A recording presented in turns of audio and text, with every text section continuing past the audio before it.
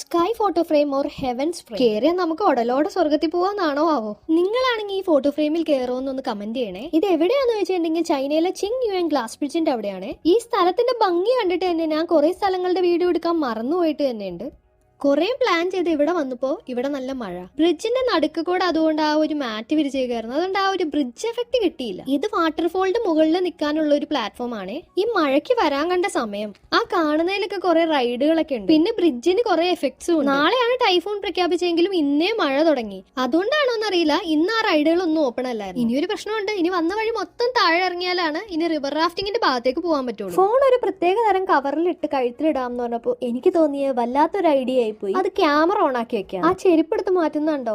ആ മാറ്റിയ ചെരുപ്പല്ലാതെ ആദ്യത്തെ വെള്ളച്ചാട്ടത്തിൽ തന്നെ എന്റെ മറ്റേ ചെരുപ്പ് പോയി. പിന്നെ ചൈനീസ് തെരുവോരങ്ങളിലൂടെ ഞാൻ ഒരു ചെരുപ്പിട്ട് നടക്കേണ്ടി വന്നു. ഒരു കാര്യമില്ലാതെ അലാം വെക്കുന്ന ഒരു സ്വഭാവമുള്ളതുകൊണ്ട് എന്റെ വീഡിയോ ഓഫായി പോയി. വേറൊരാളുടെ വീഡിയോ ഒപ്പിച്ചു. തിരിച്ചു പോകുമ്പോഴും നല്ല മഴയായിരുന്നു കേട്ടോ. നമ്മൾ കാലത്ത് കണ്ട ആ ഒരു ഡോണറ്റ് ബിൽഡിങ്ങിന്റെ നൈറ്റ് വ്യൂ ആണ് ഇത്.